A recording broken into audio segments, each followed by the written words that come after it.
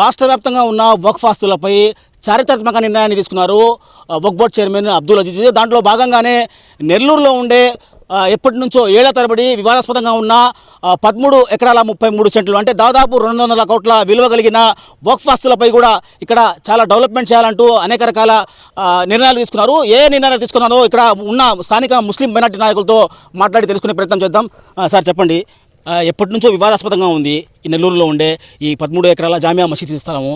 దీంట్లో ఎలాంటి అభివృద్ధి కార్యక్రమాలు చేయబోతున్నారు ఈ టీడీపీ ప్రభుత్వం తరఫున? కూటమి ప్రభుత్వం వచ్చిన తర్వాత వక్ఫ్ బోర్డ్ చైర్మన్ అబ్దుల్ అజీజ్ నియామకం తర్వాత మొత్తం 13 జిల్లాల్లో ఉన్న వక్ఫ్ స్థలాలని గుర్తించడం, వాటన్నిటిని కూడా డిజిటలైజ్ చేయడంలో సక్సెస్ అయ్యారు. ఏ విధంగా అభివృద్ధి చేయొచ్చు అనే దానికి నిదర్శనంగా మా అబ్దుల్ అజీజ్ గారు మరియు నారాయణ గారు, అదేవిధంగా రూరల్ ఎమ్మెల్యే గారి యొక్క సమన్వయంతో జామియా మసీదుకు సంబంధించిన 13 ఎకరాల 30 సెంట్లు సైటు మన దగ్గర వక్ఫ్ బోర్డు దగ్గర ఉంది. అందులో మనము ముస్లిం మైనారిటీ సామాజిక వర్గానికి ఒక మంచి స్కూల్ని కడితే బాగుంటుంది, మీరు వచ్చి ఒకసారి పరిశీలించండి అని చెప్పడం, అప్పటికప్పుడే హుటాహుటీన అందరూ బయలుదేరి ఈ సైట్ దగ్గరికి రావడం, ఈ సైట్ని పరిశీలించడం. ఇక్కడ పరిశీలించిన వెంటనే మన నారాయణ గారు అజీజ్ యొక్క రిక్వెస్ట్ మేరకు నేను ఇక్కడ ఇంటర్నేషనల్ స్కూల్, ఈ జామియా మసీద్ సైట్లో ఇంటర్నేషనల్ స్కూల్ ఒకటి ఏర్పాటు చేస్తాను, మిగతా సైట్లో ఒక నైపుణ్యాన్ని అభివృద్ధి పరిచే స్కిల్ డెవలప్మెంట్ సెంటర్ను కూడా ఏర్పాటు చేస్తాను. ఇటు మహిళలకైతేనేమి, ముస్లిం విద్యార్థులకైతేనేమి, యువతకైతేనేమి వాళ్ళ కాళ్ళ మీద వాళ్ళు నిలబడేటట్టుగా విద్య వైపు వాళ్ళని మరల్చి విద్యలో మొదటి భాగంలో వచ్చేటట్టుగా పిల్లల్ని అభివృద్ధి చేద్దాము అనే ఉద్దేశంతో నారాయణ సారు చెప్పడం, అప్పటికప్పుడే ఆయన హామీ ఇవ్వడం, ఇది మన నెల్లూరు నగర ప్రజలకు మరియు రూరల్ ముస్లిం మైనారిటీ ప్రజలకందరికీ కూడా ఎంతో సంతోషదాయకమైన విషయం. ఇలాంటి స్కూల్ని ఏర్పాటు చేసేదానికి వీళ్ళందరూ కూడా కలిసి సహకరించడం అనేది మేము ఎంతో హర్షిస్తున్నాం. ఒక మంచి ఉద్దేశంతో మంత్రి నారాయణ గారు కానివ్వండి, అబ్దుల్ అజీజ్ గారు కానివ్వండి, ఈ 13 ఎకరాల్లో స్కూల్, ఇంటర్నేషనల్ స్కూల్స్ కానీ జామియా మసీద్ కానీ నిర్మించాలని చెప్పి భావిస్తున్నారు. దీనికి కూటమిలో ఉండే నాయకులు కానీ, స్థానికంగా ఉండే నేతలు కానీ దీనికి పూర్తి స్థాయిలో సమర్థిస్తారని అనుకుంటున్నారా? ఖచ్చితంగా సమర్థించాల్సిన పరిస్థితి ఉంది. ఇక్కడ ఈ 2 వార్డులు, ఈ 3 వార్డులు కలుపుకుంటే ఇటు రూరల్ కానీ నెల్లూరు నగరంలో కానీ ఇక్కడి వరకే ముస్లిం మైనారిటీ ప్రజలు ఒక 30,000 మంది ఒకే దగ్గర డంప్ అయి ఉన్న పరిస్థితి. వాళ్ళ యొక్క స్థితిగతులు మారాలనుకుంటే ఏ రాజకీయ కూటమిలో ఉండే ఏ ఎమ్మెల్యే కానీ, ఏ రాజకీయ నాయకుడు కానీ వ్యతిరేకంగానో మాట్లాడే పరిస్థితి లేదు. వాళ్ళందరూ కూడా ఖచ్చితంగా సహకరిస్తారు, దీంట్లో సక్సెస్ అవుతారని చెప్పేసి నేను తెలియపరచుకుంటున్నాను. మీరు చెప్పండి, ఈ వక్ఫ్ బోర్డ్ ఆస్తుల్లో ఇక్కడ నెల్లూరు రూరల్లో ఉండే ఈ వక్ఫ్ ఆస్తులపై ఇలాంటి నిర్ణయాలు తీసుకున్నారు టీడీపీ ప్రభుత్వం, అంటే కూటమి ప్రభుత్వము. దీనికి వైఎస్ఆర్ కాంగ్రెస్ పార్టీ నేతలు చాలామంది చాలా రకాలుగా విమర్శించున్నారు. ఇక్కడ ఉండే స్థానిక నేతలతో కానీ, ప్రతిపక్షాలనే కాదు స్థానికంగా ఉండే ముస్లిం మత పెద్దలతో ఏమైనా చర్చించారా ఈ డెవలప్మెంట్ చేస్తున్నామంటూ? మత పెద్దలతో చర్చించారు. మత పెద్దలతో, ఎందుకంటే పెద్ద పెద్ద ఇన్స్టిట్యూషన్స్ ఉన్నాయి, తబ్లీగ్ కానివ్వండి, సున్నీ జమాత్ కానివ్వండి, అహ్లదీస్ కానివ్వండి, అహ్లే సున్నతుల్ జమాత్, ప్రతి ముస్లిం మత పెద్దలతో పిలిచి ఇక్కడ ఒక మంచి కార్యాచరణ రూపొందించబోతున్నాం. మీ నుంచి ఏదైనా సహకారం ఉంటే మాకు ఖచ్చితంగా సహకరించండి, అయినా మేమేం కట్టినా కూడా మీకు ఒక ఇంటిమేషన్ ఇస్తామన్నాడు. అలాగే ఈరోజు ముస్లింల స్థలంలో ఇంటర్నేషనల్ స్కూల్ ఒకటి వస్తుంది అని అంటే అది కూడా ఏంటి, ప్లే క్లాస్ నుంచి ఇంటర్మీడియట్ దాకా పూర్తిగా ఉచితం, వక్ఫ్ బోర్డు నిర్వహిస్తున్నాం. ఇంతకంటే కమ్యూనిటీకి కావాల్సిన మంచి ఏమని చెప్పండి? దాన్ని ఎవడో వ్యతిరేకిస్తాడు? వ్యతిరేకించినోడు వాడు ముస్లిం సమాజానికి అనర్హుడు కింద లెక్కేసుకోవాలి. ఈ ప్రభుత్వం మంచి చేస్తుంది, మేము బాగుపడాలి, వీటిని ఏదో విధంగా డిస్టర్బెన్స్ చేయాలని ఏదైనా అనుకుంటే మటుకి వాళ్ళని సంప్రదించాల్సిన అవసరం లేదు. గతంలో ఈ స్థలం క్లీన్ చేస్తున్నప్పుడు అనేక ప్రతిపక్షాలు, వైసీపీ వాళ్ళు వచ్చేసి గందరగోళానికి లోనే చేసి ప్రజల్ని భయభ్రాంతులు చేశారు. మరీ ముఖ్యంగా ముస్లిం మైనార్టీ, ఎందుకంటే చుట్టుపక్కల వార్డులు ఉండేవన్నీ ముస్లింలే. ఎందుకంటే ఏదైనా ఒక పుకారు మంచి లేటుగా పోయినా చెడు చాలా తొందరగా పోతుంది. దాన్ని ఎంచుకున్నటువంటి వాళ్ళు వైసీపీ వాళ్ళు ఏమంటే ఈ స్థలాన్ని క్లీన్ చేస్తున్నారు, అక్కడ ఉండేటువంటి భూ కబ్జాదారులు తినేస్తున్నారు, నాయకులు, తెలుగుదేశం పార్టీ నాయకులు ఆ స్థలాన్ని స్వాహా చేస్తున్నారని ఒక దుష్ప్రచారం చేయడం మొదలుపెట్టినారు. అయితే మేము ఒకటే చెప్పాం, చైర్మన్గా ఉన్నటువంటి అబ్దుల్ అజీజ్ గారు వక్ఫ్ బోర్డ్ స్థలం, జామియా మసీద్ ఉన్నటువంటి స్థలాన్ని అనాక్రాంతం కానియకుండా పూర్తి స్థలం ఎంత ఉందో పూర్తిగా దాన్ని రెవెన్యూ అధికారులతో డిజిటైజ్ చేసి ఆ స్థలాన్ని చేజెక్కి పూర్తిగా గోడ కట్టాలి. ఆ తర్వాత కార్యాచరణ నిర్వహిస్తున్నాడు. కార్యాచరణలో భాగంగానే నారాయణ గారు సహకరించడం సిఎస్ఆర్ ఫండ్ ఏదైతే కార్పొరేట్ సోషల్ రెస్పాన్సిబిలిటీ ఫండ్, ఎందుకంటే రాష్ట్రం మొత్తం అనేక మంది పెద్ద పెద్ద బడా పారిశ్రామికవేత్తలు ఉన్నారు.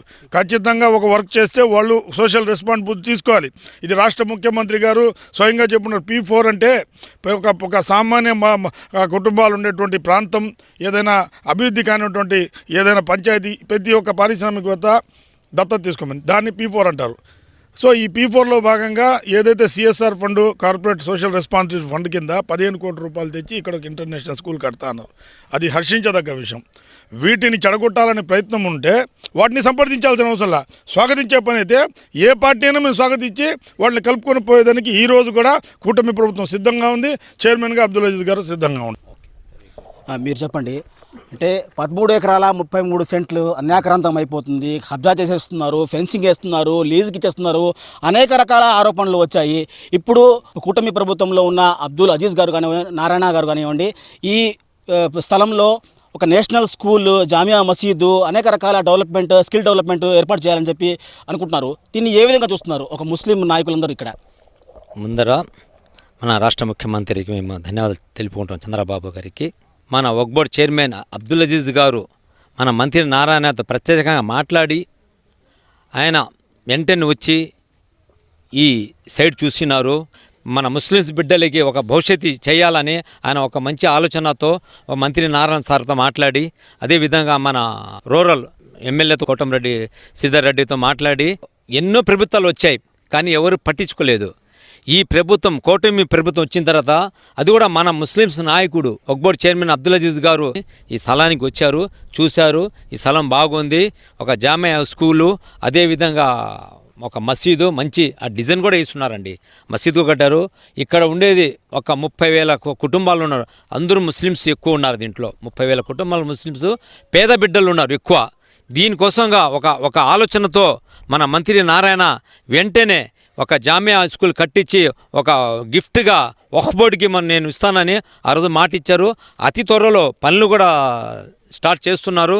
మేము ముస్లిమ్స్ తరపు నుంచి మన మంత్రి నారాయణకు, అదేవిధంగా మన వక్ఫ్ బోర్డ్ చైర్మన్ అబ్దుల్ అజీజ్ గారికి మేము ధన్యవాదాలు తెలుపుకుంటున్నాను. ఎందుకంటే ఎన్నడూ లేనిది ఈ ప్రభుత్వం, కూటమి ప్రభుత్వం వచ్చిన తర్వాత ఇలాంటి మంచి పనులు జరగడం. ఫస్ట్ ఇంటర్నేషనల్ స్కూలు ఏది గవర్నమెంట్లో ఎక్కడ కట్టలేదండి మన నెల్లూరు, కానీ ఎక్కడ ఫస్ట్ టైము మన నెల్లూరులో కడుతున్నారంటే మేము హార్ట్ సాఫ్ చేస్తున్నాం మంత్రి నారాయణ సార్కి, వక్ఫ్ బోర్డ్ చైర్మన్ అబ్దుల్ అజీజ్ గారికి. గత ప్రభుత్వంలో ఏది ఒక అభివృద్ధి చేశారా? చేయలేదు. వైసీపీ వాళ్ళు ఏంటంటే ఎక్కడెక్కడ స్థలాలు ఉన్నాయి, ఎక్కడెక్కడ దోచుకుందాము, ఎక్కడెక్కడ కబ్జాలు చేసుకుందాము అనే ఆలోచనతో వాళ్ళు ఉన్నారు. క్రైమ్ మైండ్తో ఉన్నారు. కానీ ఈ ప్రభుత్వం వచ్చిన తర్వాత మన అబ్దుల్ అజీజ్ గారు ఒక బారిషా దర్గా చూడండి ఎంత డెవలప్మెంట్ చేశారో.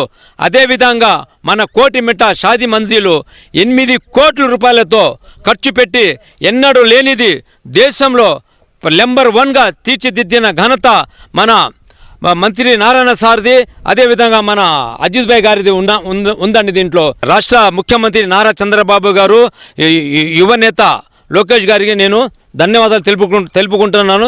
మన ముస్లిం సోదరులు చాలా సంతోషంగా ఉన్నారు. ఇక్కడ తొందరగానే ఒక మసీదు, ఒక జామియా స్కూల్ కడుతున్నారు.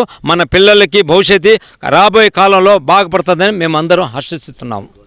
అంటే ఇప్పుడు ప్రస్తుతము జామియా మసీదు 13 ఎకరాల స్థలం గురించి వక్ఫ్ బోర్డ్ చైర్మన్ అబ్దుల్ అజీజ్ గారు ఒక చారిత్రాత్మక నిర్ణయాన్ని తీసుకున్నారు.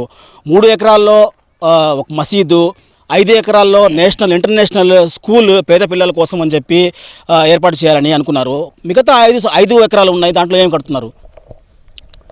ఇప్పుడు ఒకటండి, ఆంధ్రప్రదేశ్లో ఇది ఒక చరిత్ర అని చెప్పుకోవచ్చు. వక్ఫ్ బోర్డు 1956లో ఆవిర్భవిస్తే అప్పటి నుంచి ఉమ్మడి రాష్ట్రంలో తెలంగాణ, ఆంధ్ర ఏదైతే ఇప్పుడు ఉందో ఉమ్మడి రాష్ట్రాల్లో ఎప్పటికీ జరగనటువంటి అభివృద్ధి ఈరోజు జరుగుతుందన్న. అబ్దుల్ అజీజ్ గారు వక్ఫ్ బోర్డ్ చైర్మన్గా, రాష్ట్ర వక్ఫ్ బోర్డ్ చైర్మన్గా ఉండడము, మంత్రి నారాయణ గారు పురపాలక మంత్రిగా ఉండడము, ఈ యొక్క నియోజకవర్గానికి కోటంరెడ్డి శ్రీధర్ రెడ్డి గారు ఎమ్మెల్యేగా ఉన్నారు. ఈ ముగ్గురు కాంబినేషన్లో ఈ యొక్క అభివృద్ధి మొదలు పెట్టడము, అబ్దుల్ అజీజ్ గారు నెల్లూరు నుంచి ఆయన నెల్లూరియుడు కాబట్టి ఆయన రాష్ట్ర వక్ఫ్ బోర్డ్ చైర్మన్ అయ్యి 1 సంవత్సరం అయితే ఈ సంవత్సరంలో వక్ఫ్ బోర్డ్ని మొత్తం ఆయన స్టడీ చేశారనమాట. అంటే మేయర్గా ఉన్నప్పుడు కూడా ఇదే సంకల్పం ఆయనకు ఉండింది. స్తోమత లేని వారికి కూడా అబ్దుల్ అజీజ్ గారు ఏం చెప్పేవారంటే, ఒక పూట భోజనం మానేయండి, మీ పిల్లల్ని చదివించండి అని చెప్పి అప్పుడు కూడా ఆయన మేయర్గా ఉన్నప్పుడు కూడా ఎంతోమందికి ముస్లిం సమాజానికి ముఖ్యంగా, ఎందుకంటే ముస్లిం సమాజంలో విద్య చాలా తక్కువ అని చెప్పి ఆయన స్టడీ చేసి నెల్లూరులో ఉన్నటువంటి ముస్లింలు ఎక్కువ ఉండేదైతే ప్రాంతాలు ఉన్నాయో, అయితే నియోజకవర్గాలు ఉన్నాయో దాంట్లో నెల్లూరు కూడా ఒకటి కాబట్టి నెల్లూరులో ఉన్నటువంటి ముస్లింలు చాలామంది ఆర్థిక స్తోమత లేని కారణంగా పిల్లల్ని చదివించలేకపోతున్నారు. కాబట్టి చదువే ముఖ్యము, చదువు కానీ ఉంటే వాళ్ళ భవిష్యత్తు బంగారు భవిష్యత్తుగా మారద్ది అని నమ్మే వాళ్ళల్లో అబ్దుల్ అజీజ్ గారు. ఇది నెల్లూరుకి ఒక చరిత్ర అని చెప్పి మనం చెప్పుకోవచ్చు. ఎందుకంటే ఇలాంటి పరిస్థితుల్లో ఈ యొక్క సంకల్పంతో ఈ యొక్క జామియా ఇంటర్నేషనల్ స్కూల్ అనేది ఇక్కడ ఆయన ప్రారంభించడము, అనేక సమస్యలు అనేక ఇబ్బందులు ఎదురైనాయి. ఎలా చేయాలా అని చెప్పేది 1 సంవత్సరం పాటు ఈ యొక్క ప్రత్యేకంగా 13 ఎకరాల 30 సెంట్లు భూమి ఏదైతే దాదాపు ఇది 150 నుంచి 200 కోట్లు విలువ చేసే భూమి అన్నమాట. ఇంత విలువ చేసే ఈ భూమిని ఒక విలువైన అభివృద్ధి చెందాలి. ఈ భూమి ద్వారా రాబోయే భావి తరాల, మా పిల్లల భావి తరాలకు బంగారు భవిష్యత్తు బాట వేయాలి అనే ఒక సంకల్పంతో ఈ యొక్క నిర్ణయం తీసుకున్నారు. మీరు అడిగినట్టు మిగిలిన 5 ఎకరాల భూమిని ఏం చేస్తారు అని చెప్పి అక్కడ కూడా స్కిల్ డెవలప్మెంటు, ఆ భూమి రిజర్వ్ ఉంటుంది, మొత్తం నిర్మాణం చేశారు, మొత్తం ఒకేసారి చేశారు, ఎస్టాబ్లిష్ చేయరు. కాబట్టి ఏమంటే ఆ 5 ఎకరాల భూమిని రిజర్వ్ ప్లేస్గా వదిలి అందులో ఏమంటే ఏదో ఒక కార్యక్రమాలు చేపడుతూ ఉంటారు. రాబోయే రోజుల్లో ఒక 20 సంవత్సరాలకు 40 సంవత్సరాలకు అవసరమైతే అక్కడ ఎలాంటి అభివృద్ధి కట్టడాలు కట్టాలి, ఎలాంటి ఇన్ఫ్రాస్ట్రక్చర్ తీసుకురావాలా అనేది కూడా వాళ్ళకి ప్లానింగ్ ఉంటుంది. ఎందుకంటే ఒక మంత్రి గారు అదేవిధంగా ఒక మేయర్గా చేసి రాష్ట్ర వక్ఫ్ బోర్డుగా ఎడ్యుకేషన్ పర్సన్ ఇదే మన అబ్దుల్ అజీజ్ గారు వారు ఉన్నారు. అదేవిధంగా సుదీర్ఘ రాజకీయ అనుభవం ఉన్నటువంటి కోటంరెడ్డి శ్రీధర్ రెడ్డి గారు ఈ నియోజకవర్గానికి ఎమ్మెల్యేగా ఉన్నారు. కాబట్టి వీళ్ళ ముగ్గురు కాంబినేషన్లో ఇది ఒక మంచి అద్భుతమైన కట్టడం ఇక్కడ కట్టి రాబోయే పిల్లల కోసము మంచి బాట వేసేదానికి ఇది ఒక పెద్ద ఎడ్యుకేషన్ హబ్ లాగా ఇది తయారవుతుంది అని చెప్పి కూడా మీ అందరికీ తెలియజేస్తూ మరొక్కసారి నారాయణ సార్కి, అబ్దుల్ అజీజ్ గారికి, కోటంరెడ్డి శ్రీధర్ రెడ్డి ఎమ్మెల్యే గారికి, అందరికీ ముస్లిం సమాజం తరపున ప్రత్యేక ధన్యవాదాలు తెలుపుతున్నాము. నెల్లూరులో ప్రతి ఒక్కరూ హర్షిస్తూ ఉన్నారు. ఎవరైతే ఈ విషయం తెలుసుకున్నారో వారందరూ కూడా ఇది ఒక మంచి నిర్ణయము, నెల్లూరులో ఒక మంచి అభివృద్ధి జరుగుతూ ఉంది, మా పిల్లలకి ఇంకా నెల్లూరులోనే మంచి విద్య అందుతుంది అని చెప్పి ప్రతి ఒక్కరూ హర్షిస్తూ ఉన్నారు ఈరోజు. Thank you. అంటే ఆంధ్ర రాష్ట్ర వ్యాప్తంగా ఉన్న వక్ఫ్ ఆస్తులను ఏళ్ల తరబడి అంటే దశాబ్దాలుగా అన్యాక్రాంతాలకు గురవుతున్నాయి. అయితే రాష్ట్ర వక్ఫ్ బోర్డ్ చైర్మన్గా బాధ్యతలు తీసుకొని 1 సంవత్సరం కూడా కాలేదు. రాష్ట్రంలో ఉండే వక్ఫ్ ఆస్తులన్నీ అన్నిటినీ కాపాడడంతో పాటు దాంట్లో అనేక రకాల అభివృద్ధి కార్యక్రమాలకు కూడా శ్రీకారం చుడుతున్నారు అని చెప్పి ఇక్కడ టీడీపీ నాయకులైతే ఏమి, ముస్లిం పెద్దలైతే ఏమి హర్షం వ్యక్తం చేస్తున్నారు. వక్ఫ్ బోర్డ్ చైర్మన్ అబ్దుల్ అజీజ్ చేస్తున్న అభివృద్ధిని స్వాగతిస్తున్న పరిస్థితి అయితే నెల్లూరు జిల్లాలో ఉంది. కెమెరా పర్సన్ మంజుతో భాషా టైమ్ 9 తెలుగు డిజిటల్ నెట్వర్క్. నమస్తే,